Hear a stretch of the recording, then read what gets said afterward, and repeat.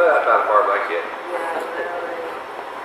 Watch that here. 4, 6, 8, 10. Close. 13. Oh!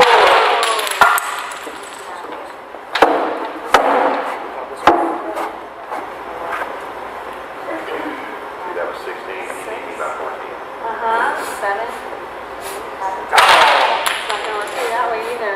No. I'm not sure what you're really trying to do. You know what I'm doing? No, I don't know what you're doing. Well, last month, Last month. Roger and Jane Cash were here. Mm-hmm. They had 50 years of marriage between them. Yes. So I've got 50 blocks of this Jenga game. I'm trying to give a visual representation of Roger and Jane's 50 years of marriage, because they've had some really good knowledge that they shared with us last month. Yes. I'll get pretty close to this one. I did You it. are. I did it. Oh yeah. Oh, it's more solid than stone, hasn't it? Oh yeah. It worked. Oh, you're gonna get it. 50. Yeah. Not even close. No. But me and Kristen have been married 1 year. So 1 year. 1 year. 1 year. So I was just trying to give a visual representation of the difference between Roger and Jane and me and Kristen. 15 months. Well, I actually made a couple of visuals myself. Oh, did you? Because, yeah, I didn't know you were going to do that, but mine are here. Are they? Yes. There's the first one I came up with. Oh, okay. Roger and Jane, see, 50 years, very big green block, very small strip for one. That's not like exciting. It doesn't follow. No, well, it doesn't make noise, you're right. Yeah. But I made another one. You made another one. I did make another one. Okay, let's see. This one, in honor of my heritage, New York. All right. We are one Statue of Liberty That's pretty big. to 50 statues of liberty. That is a comparison, yeah. But it does look pretty big. Well, yeah. One is big. Statue. It's very big. But anytime you're going to show scale on any kind of graph, it's always good to use a statue of liberty. That's true, because it's big. But you know what? I actually did a graph too.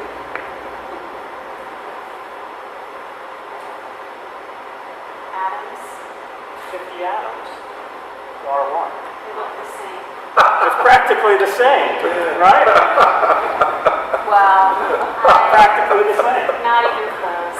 Not even close. No, no. Well, since it is Roger and Jane Cash, I did do one more I graph. did one more. I did one more. Okay, one more. Well, since, you know, they've got 50 years, Roger's got 50 years of marriage, Right. Jane's got 50 years of marriage. Cheers. That's 100 total years, actually. That's true. And if every year was a cent, you need good sense to have marriage. A good marriage. To have a good marriage. Yes.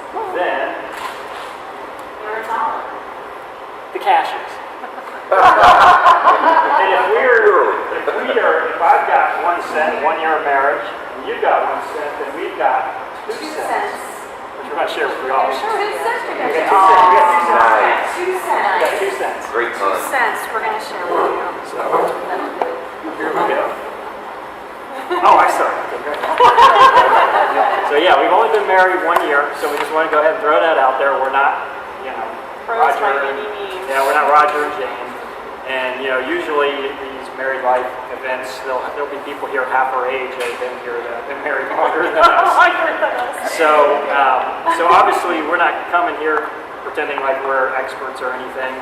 But you know, and actually, sometimes I wonder, like, Steve just asked us to speak.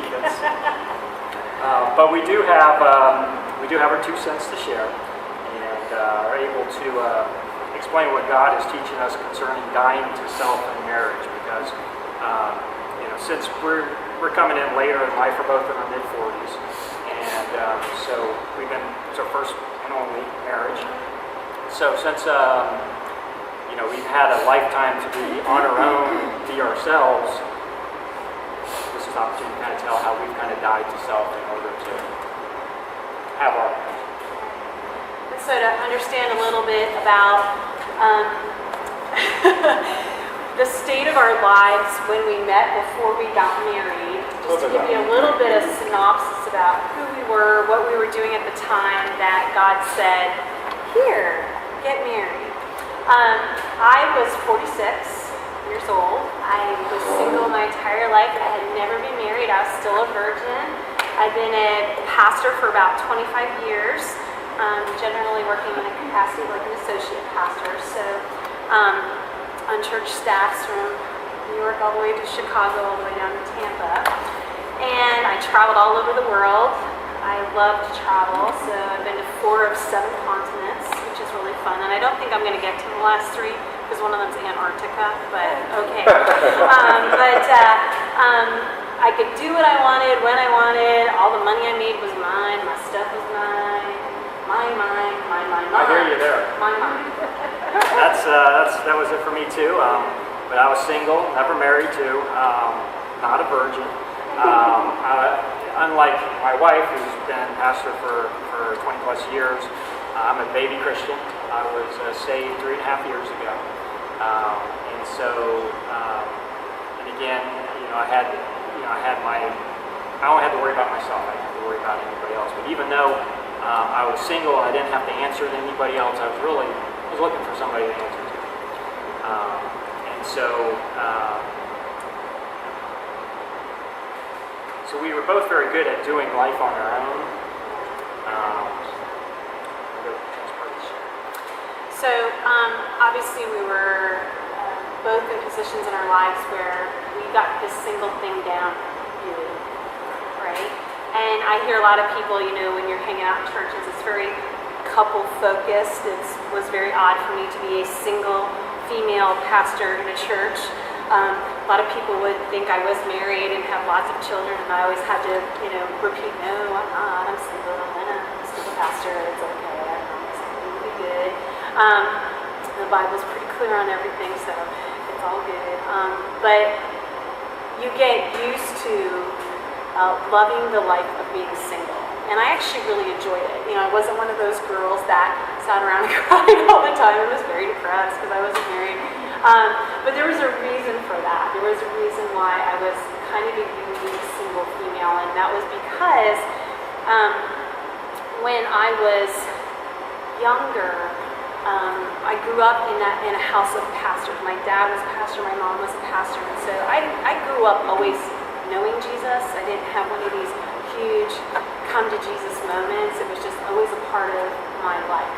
And so when Pastor Steve asked us to share, my first question to him was like, we've been married a year, dude. I don't know where this is coming from. And he said, I just want you to talk about what it was like to transition from being happily single. My girlfriends and I used to joke we were part of the force, females outwardly reflecting celibacy enthusiastically. And that was kind of our little city girl joke, because when you live in cities, you have city families, you don't really marry young. And so he wanted us to talk a little bit tonight about what it was like to be single well beyond really what is natural in the cultural norm of when you get married, and what did that look like to have to die to our singleness? What did that look like to say, this makes sense, we get it, we can come into this and not completely come unglued. And so while we were newbies to this marriage game, there were portions of relationship that we were not newbies to. Relationship, commitment, those types of things were both part of our history at this point. But for me, coming out of singleness, the most important relationship that prepared me for this transition from singlehood to marriage was really my relationship with Jesus Christ. And both of us, by the time we had met, had, obviously we're both born again believers, and we're following Jesus Christ. And when I was in my 20s, when it's generally the normal age, all girls are dreaming about their weddings and when they're getting married, how many babies, where they're going to live, what they're going to do. And I was one of those girls as well, until my friends kept getting married, and the Lord kept making my life looked very different. And so he he gave me some very challenging health histories. I had cancer twice, a lot of other things that put me at death's door often in my 20s and 30s. And when I was in my 20s, I was praying with some friends. We were praying for our future mates, and a word was spoken over me where someone said, Kristen, you need to know that God has stuff that he wants you to do. Your companion will come at the back half of your life. So don't be afraid. Just serve. Do what he needs you to do. And so I sought out another woman that I knew who had been married, raised her children, but she was single at the time. And I said, teach me how to be a healthy single. Because you're like in your 50s, so teach me this. I'm in my 30s, you teach me how to be healthy. And for many years I was under the care of this woman, and she taught me how to really look at Jesus as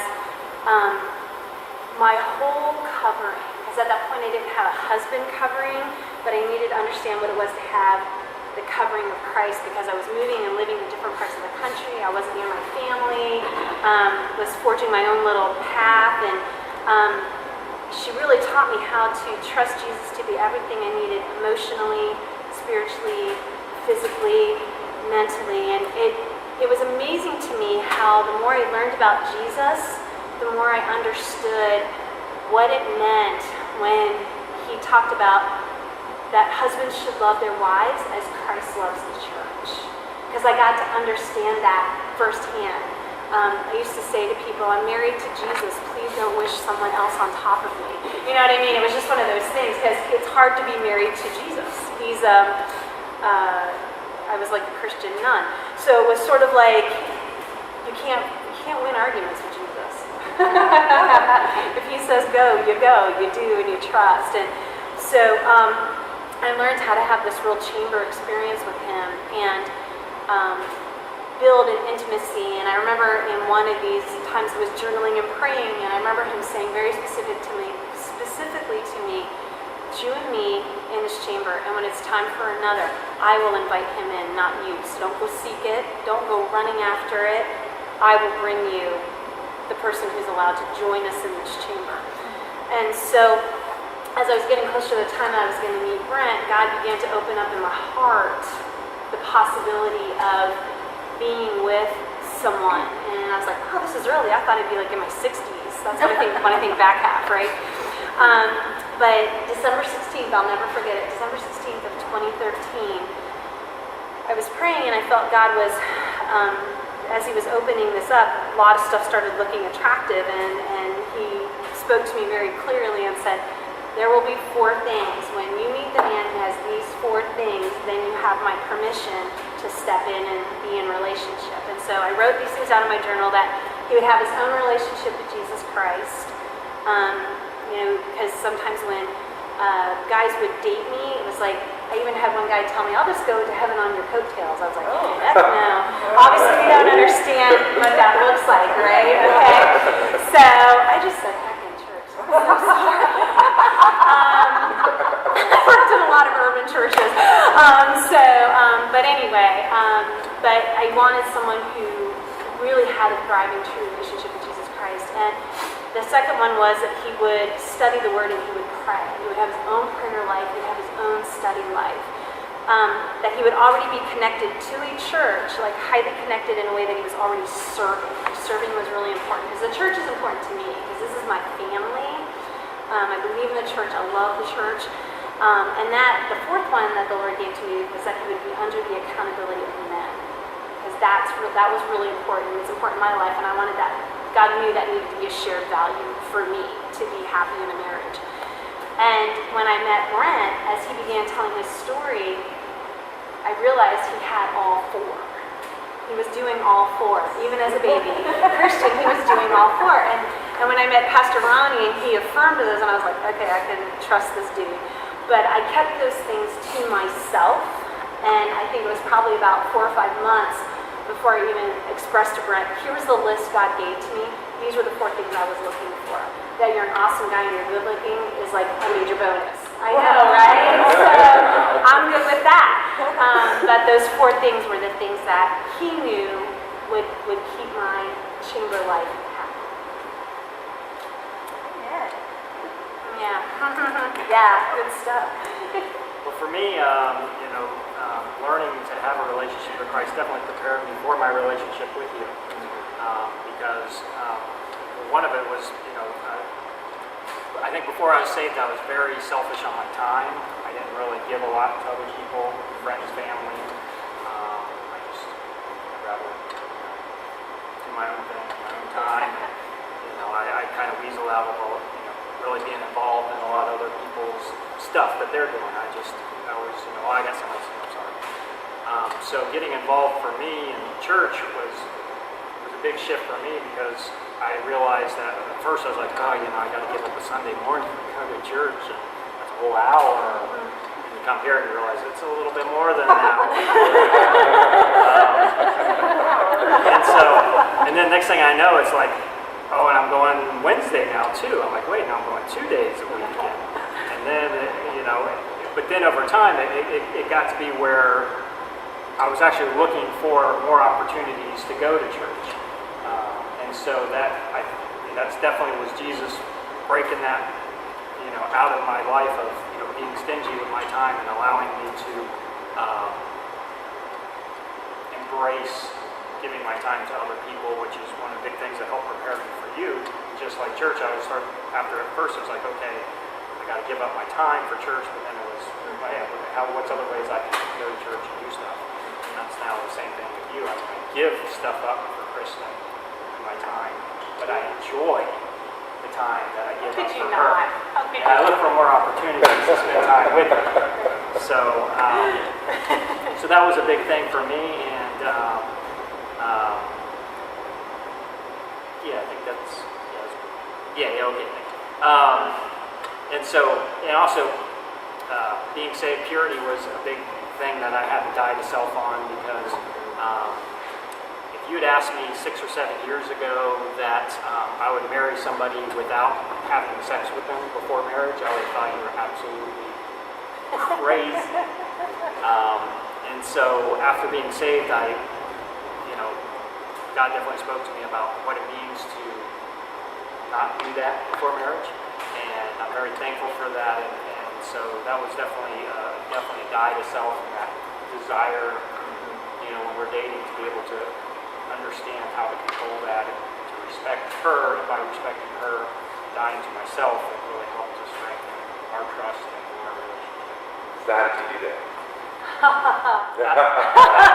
want to know? I will actually tell you, there were some tricks that we had when we first started dating, when we realized, I knew that her story, and I wasn't going to, try and, get too fresh with her, because God already talked to me that I needed to be pure to her, or allow her to keep her purity too, and so we knew the only thing we could really do at first was kiss, hold hands, hug, and that was pretty much it.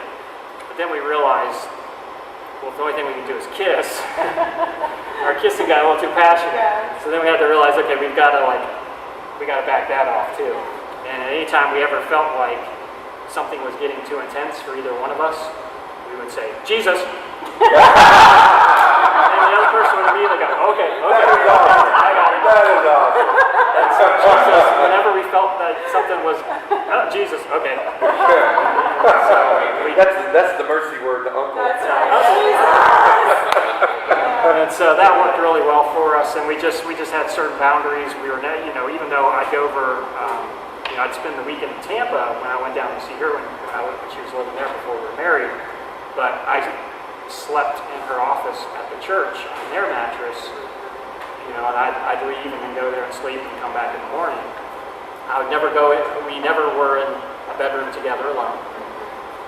So we had certain rules that we were able to develop over time and learn what we needed to do to protect that. And I think as you commit to that for a certain period of time, and then we start getting closer to marriage, you start realizing, I ain't going to screw this up. Yeah. We got to get this long. This is, we're gonna make it. Yeah. So then it just, we didn't have to proclaim Jesus as much. It was just like, we already had it down. Yeah. But how long did they? A year. Yeah. And I think one of the things that for us specifically, Brent was much more aware of this because I had always been in pure relationships. I mean, you still have to say, no, cry uncle and stop. But Brent had a really fantastic perspective because, he had, may I share just a little bit of your piece? That he had women in his life that he had had, long relationships with. So that was a very active part. Lived with without being married. Yeah, lived with women. So for, Where were you going? sorry, I don't know. This is what happens with us, Kristen. I know when I as long as I'm talking about the Bible, I can track with that. I think one of the things that Brent could say, if it popped into his brain right now, is that the level of intimacy he felt with me on an emotional level versus people he had sex with that he wasn't married to was very, very different. And I think for that part of our testimony, it was very, it was startling to me that he could tell such a huge difference, enough that it made him even protect our purity even more. When you can only have your intimacy and you can't have the physical, it really forces you to, I don't know, there's just a different level that you communicate differently. Gotcha.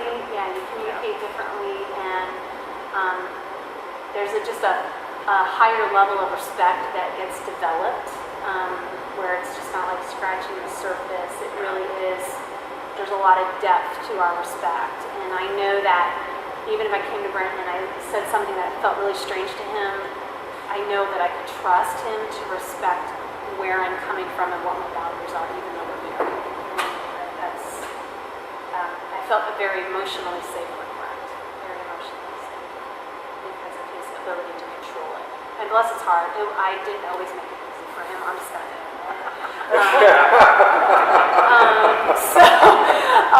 because it was hard for both of us, but he did a fantastic job with the grace of God, the help of Christ. And so when people say it can't be done, it can be done with the help of God. It can be done. It can be done. But there's grace if it doesn't too. So it's all good. But for us, it's what works. And we just praise God for that, because it really has made the intimacy part of our marriage life just incredibly amazing. Just incredibly amazing, more than I could have ever expected. Sure, am I making you nervous when we're talking about sex right now? Okay. So that's where we were, getting a little, into this preparation phase. And so how in the world did we shift from being so highly single-minded and move into being married? What does that look like? So we commit to 4 submissive actions and thoughts that help us stay focused to dying to ourselves in our marriage. And we can't take credit for the actual titles. A group of theologians actually came up with these 4 terms in a study thing that I found, but they do describe better than probably we could the 4 things we really do live by. And so the first one is just being functional. And this is just really, for us, it was learning what the biblical roles and work that we were called to complete in our marriage. And so anytime you go to a wedding, generally they'll read from Ephesians 5, just a few verses here. Further submit to one another out of reverence for Christ. For wives, this means submit to your husbands as to the Lord. For a husband is the head of his wife, as Christ is the head of the church. He's the Savior of his body, the church. And as the church submits to Christ, so you wives should submit to your husbands in everything. And for me, I would say probably this was the most challenging work I had to do, because I had been single for so long and had been a shepherd in the church. I didn't know how to really let someone else lead. And that was, for me, I would find fighting my flesh all the time to just allow Brent to lead in, just even in our dating relationship, allow him to set the pace for us spiritually, because he was the new baby Christian. I had been a Christian all my life, and so finding out what that biblical role was for me when we did finally commit and get married. And submission is such an ugly word today. They've totally destroyed biblical submission. I mean, it's so much to the point where you can't even say the word without people getting upset because they're like, submit to a man, that's just junk. Actually, it isn't. Actually, if you're truly submitting to the leadership that God puts in front of you, whether it's biblical, your church leadership or your husband leadership, this is the priest of our home. And so when I looked at this passage, one of the things that really stuck with me is verse 22 where it says, wives, submit to your husbands as you do to the Lord. And so if I really sit and I think about that, if Christ was the head, he is the ultimate head of my life as Kristen, as an individual. And so how well I submit to God is really going to be the reflection of how well I would submit to Brent. Because I was good at making my own decisions, bought my own house. I mean, I've done the stuff adults are supposed to do, so I could totally take care of myself. 2 years before I met Brent, I had said to our pastor's wife, I really don't need a man. I'm perfectly capable. It's really okay. So the change in my thinking was, could I get to a place where I would work very hard at submitting well to the Lord and practicing that skill so that when I did get married, it was natural to submit to both. Like Christ is saying, this one gets to come in, this one I'm letting in. So just as you submit to me, submit to his leadership. You don't run over me, don't run over him. So those were, that was a really big piece for me to functionally learn what is my role in this marriage. I can read from Ephesians 5:25-30. For husbands, this means love your wives just as Christ loved the church. He gave up his life for her to make her holy, clean, washed by the cleansing of God's word. He did this to present her to himself as a glorious church without a spot or wrinkle or any other blemish. Instead, she will be holy and without fault. In the same way, husbands ought to love their wives as they love their own bodies. For a man who loves his wife actually shows love for himself. No one hates his own body but feeds and cares for it. No one hates his body but feeds and cares for it, just as Christ cares for the church, and we are members of his body. Really, the same point you're making is the same point I would make is being a baby Christian, and now I'm getting in a relationship with a pastor, and it's like I'm supposed to leave? Are you kidding me? I used to call him the pastor's wife. We got married, I said, okay, now I'm a pastor's wife.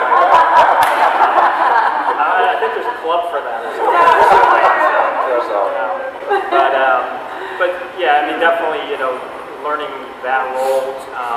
But it's, I made some points here that were kind of interesting. I might not have the knowledge and training that my wife has, but I am her husband. I may not minister to as many people as she, but I am her husband, and I minister to her. I must always be looking for ways to pull both of us closer to God. She may be a pastor, but Well said. That's mine. Okay. So the next point is relational. Thanks. Which is lovingly acknowledge that my spouse has value. Isn't that true? Yeah.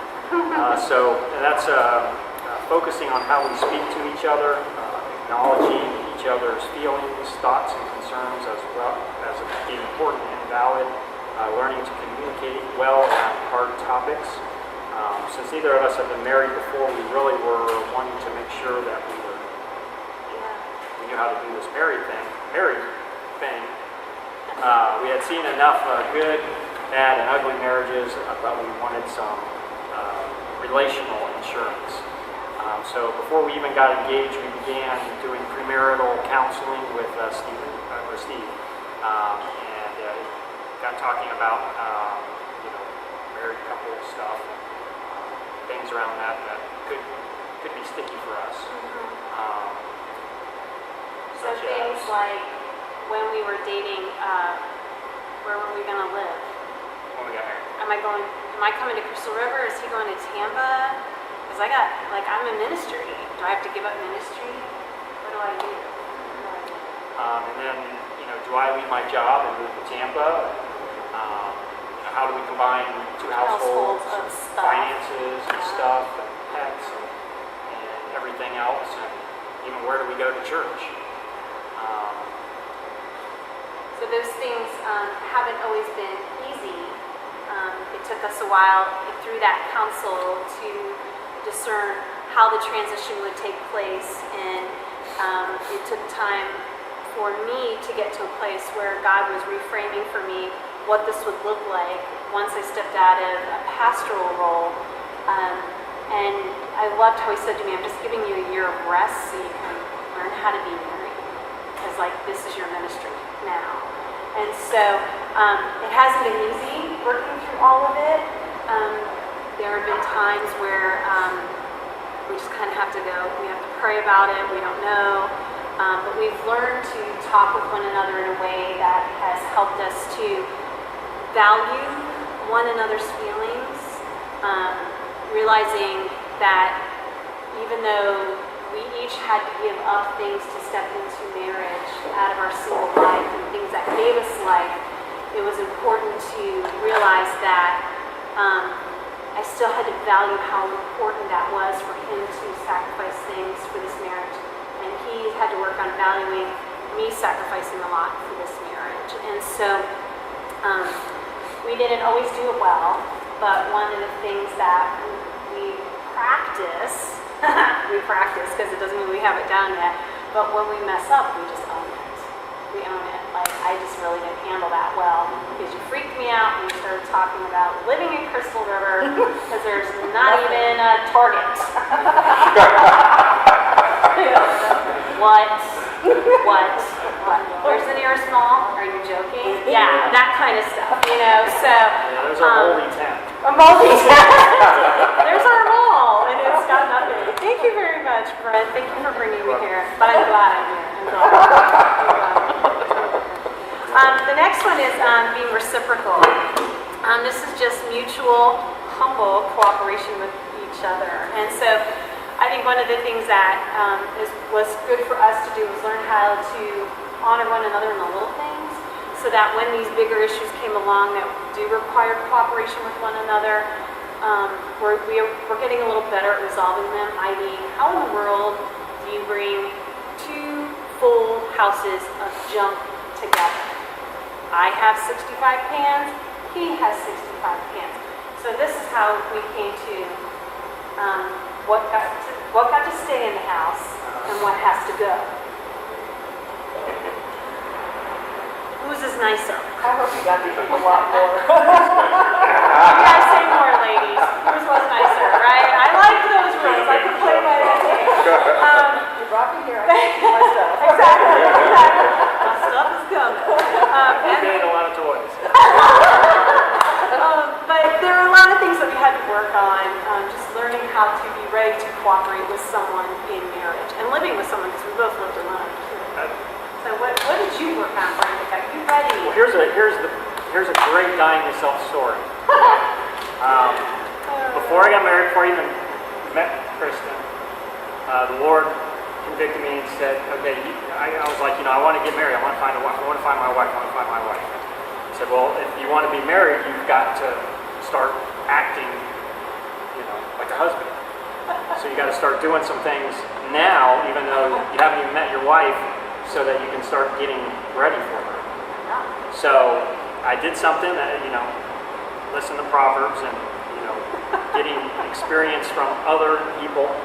And even though I completely, and this is, it's definitely dying to self because I don't understand this at all, but I just knew from the wise counsel of other married people in my life that this was definitely something that you had to do. It was not a hill to die on. And so before I ever even met Kristen, I started putting the toilet seat down.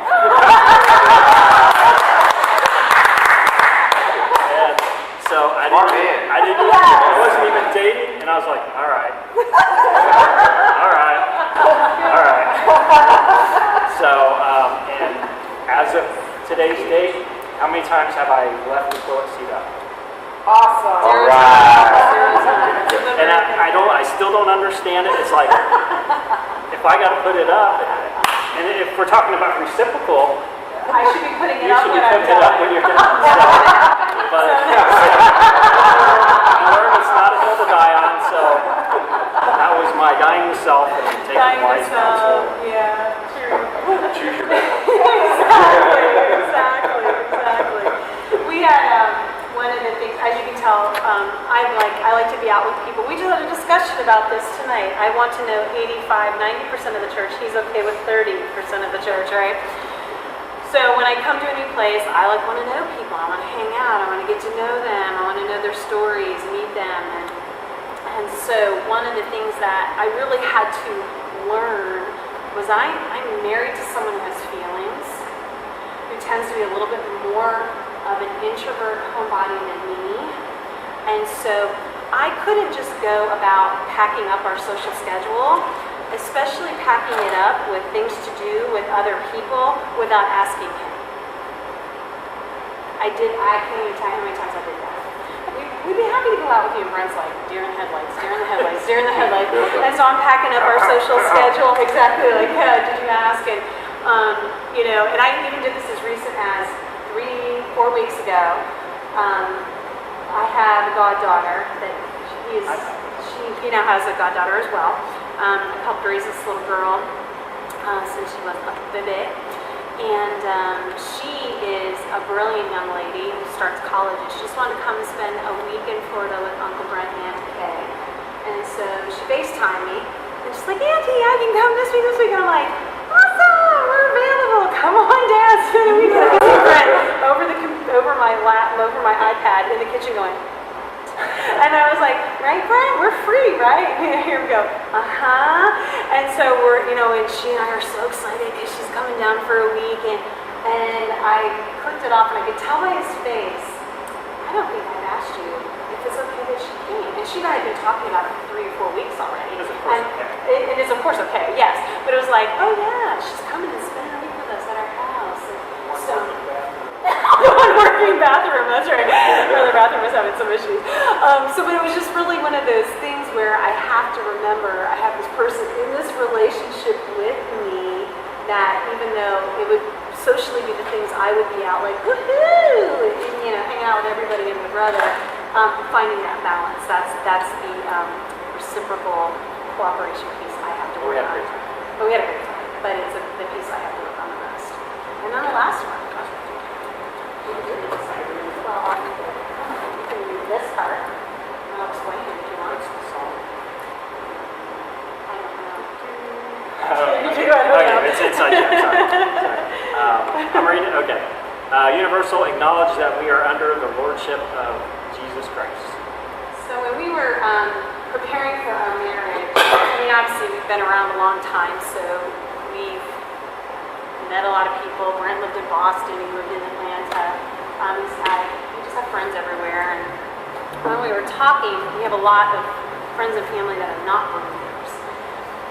And so one of the things we really wanted to do was, how could we show people who was the true head of our relationship and what type of marriage that we really wanted to have, what model we were trying to follow. And so we thought of no better example, obviously, than how Christ always states that husband should love his wife as Christ loves the church. And when you read about how Christ loves the church, it says that he didn't come to lord it over people, but he came to serve.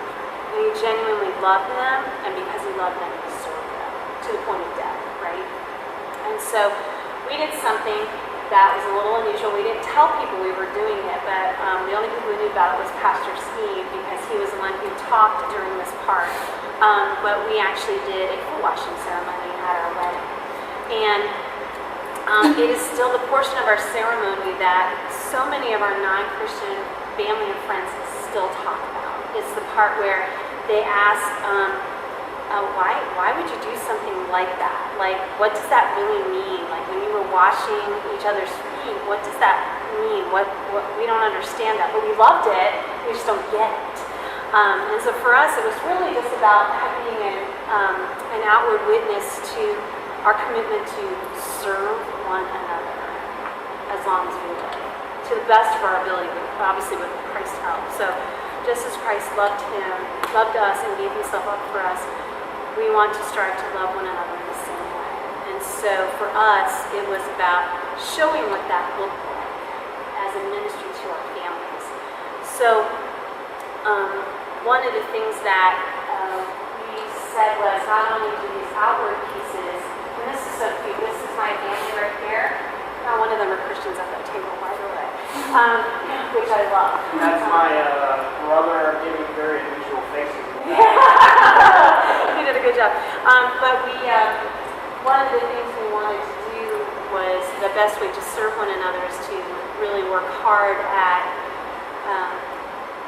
making space for Christ to be the Lord of our relationship, just not individually but together. And so ever since, literally, probably since our first date, but what it looks like now in our marriage is we spend the first part of our day right before we leave for work, we pray for one another. We pray for our day. We pray over what the needs of each other are. And so when I pray for Brent, all I'm doing is praying for Brent, the day Brent's having, what I know is coming up. It happened yesterday, but I'm just going to cover my spouse in prayer before we walk out the door. And it's, for me, it's one of my favorite places.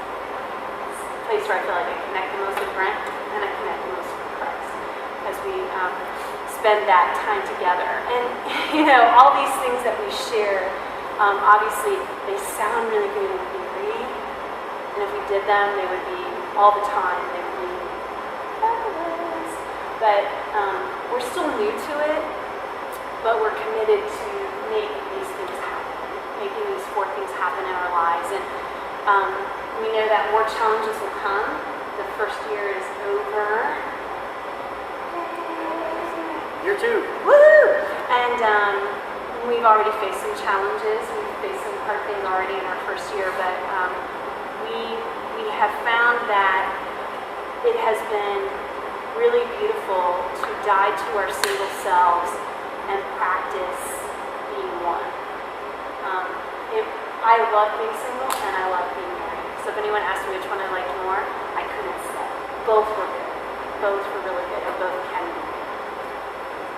So we have our closing challenge.